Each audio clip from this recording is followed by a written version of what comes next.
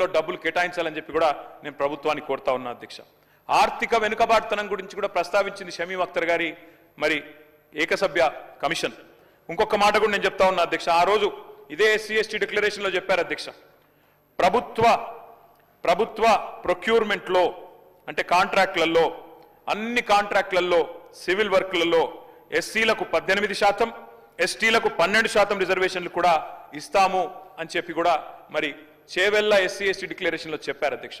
ఎందుకంటే let us fight cost with capital అన్నప్పుడు మరి కేవలం విద్యలో ఉపాధిలో కాకుండా ఆర్థికంగా కూడా ముందుకు పోవాలంటే ఈ వెసులుబాటు కల్పించాలి. కాబట్టి తప్పకుండా ప్రభుత్వం ఈ 18%, 12% ఎస్సీ ఎస్టీలకు ప్రొక్యూర్మెంట్లో, ఎందుకంటే మొన్ననే నేను చూసిన అధ్యక్ష చాలా కాంట్రాక్టులు పిలుస్తా ఉన్నారు రాష్ట్రంలో. మరి అందులో ఈ 18%, 12% ఎప్పటి నుండి ఇస్తారో, ఎప్పటి నుండి అమలు చేస్తారో, ఆర్థికంగా ఎస్సీ ఎస్టీలు కూడా ముందుకు పోవాలంటే మీ మల్లికార్జున్ ఖార్గే గారి చేతిలో ప్రవేశపెట్టబడ్డ ఈ ఎస్సీ ఎస్టీ డిక్లరేషన్ ఎప్పటి నుంచి అమలు మొదలు పెడతారో కూడా ప్రభుత్వం చెప్పాలని చెప్పి నేను కోరుతా ఉన్నా అధ్యక్ష. ఇంకొక మాట కూడా చెప్పాలి అధ్యక్ష. ఇవాళ 2 ప్రధానమైన సామాజిక వర్గాలు, ఇటు దళితులు వర్గీకరణ విషయంలో మొదటి నుంచి స్వాగతిస్తున్నాం, ఈరోజు నివేదికను కూడా తప్పకుండా స్వాగతిస్తాం. కానీ మరొక వైపు బలహీన వర్గాలు, 61% ఉన్న బలహీన వర్గాలకు సంబంధించి కూడా ఈరోజు శాసనసభలో ప్రభుత్వం ఒక స్టేట్మెంట్ ఇచ్చింది అధ్యక్ష. మేము బలహీన వర్గాల విషయంలో మాత్రం ఇవాళ మా శాసనసభ్యులు 38 మంది ఉన్నాం అధ్యక్ష. చాలా మంది ప్రిపేర్ అయినారు. బలహీన వర్గాల శాఖ మంత్రిగా పనిచేసిన కమలాకర్ గారు, మా కేపీ వివేక్ గారు, న్యాయవాది మిత్రుడు కాలేరు వెంకటేష్ గారు, మా చింతా ప్రభాకర్ గారు, చాలా మంది ప్రిపేర్ అయినారు అధ్యక్ష. అందరం మాట్లాడదాం, మా ఆవేదన చెప్దాం బలహీన వర్గాల పక్షాన. ఎందుకంటే బయట గగ్గోలు పెడతా ఉన్నారు, బయట ఇబ్బంది పడతా ఉన్నారు. సంఖ్య తగ్గింది సమగ్ర కుటుంబ సర్వేతో అనే ధోరణిలో ఇవాళ బయట బీసీ సంఘాలు, కాంగ్రెస్ ఎమ్మెల్సీలతో సహా వారు కూడా ఆందోళన వ్యక్తం చేస్తూ ఉన్నారు.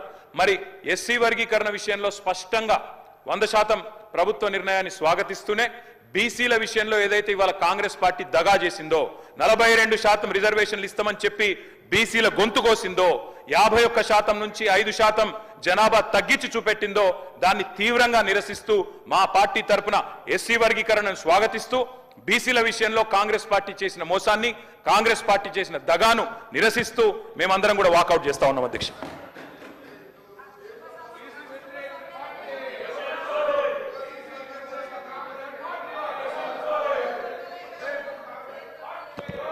గౌరవ మంత్రి గారు సార్ అధ్యక్ష, ఇప్పుడే గౌరవ ముఖ్యమంత్రి గారు, మా మంత్రి గారు దామోదర్ రాజనరసింహ గారు చరిత్రకు సంబంధించి ఒక మార్పు, ఆ మార్పు కనబడతా ఉన్న సందర్భంలో వారు అసలు దీనికి సపోర్ట్ చేస్తూ ఉన్నారా, వ్యతిరేకిస్తూ ఉన్నారా అని చెప్పకుండా ప్రభుత్వానికి మంచి పేరు వస్తుంది, సమాజంలో అసమానతలు కోల్పోయి ఈరోజు మొత్తం పూర్తి స్థాయిలో నవ సమాజాన్ని నిర్మాణం చేయాలని మా కాంగ్రెస్ పార్టీ ప్రభుత్వ లక్ష్యం.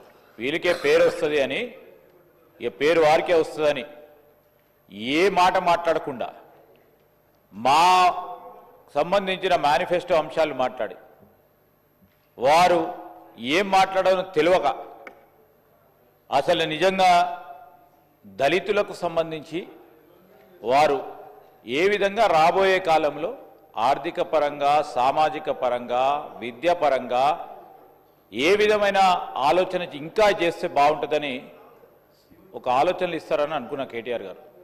కానీ ఏది చెప్పకుండా, ఒక కారణం లేకుండా ఈరోజు ఈ స్టేట్మెంట్పై మీరు చర్చకు అనుమతి ఇచ్చారు. ఇది స్టేట్మెంట్ అధ్యక్ష. ఈ స్టేట్మెంట్ మీద మీరు అనుమతి ఇచ్చినప్పుడు ఒక్కరికో, ఇద్దరికో, ముగ్గురికో, ఇది షార్ట్ డిస్కషన్ కూడా కాదు.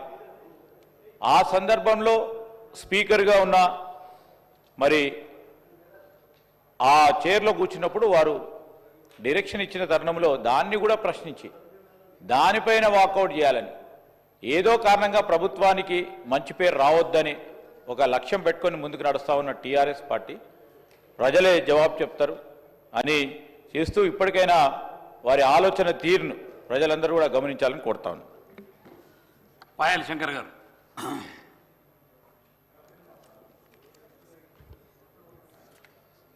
ధన్యవాదాలు అధ్యక్ష.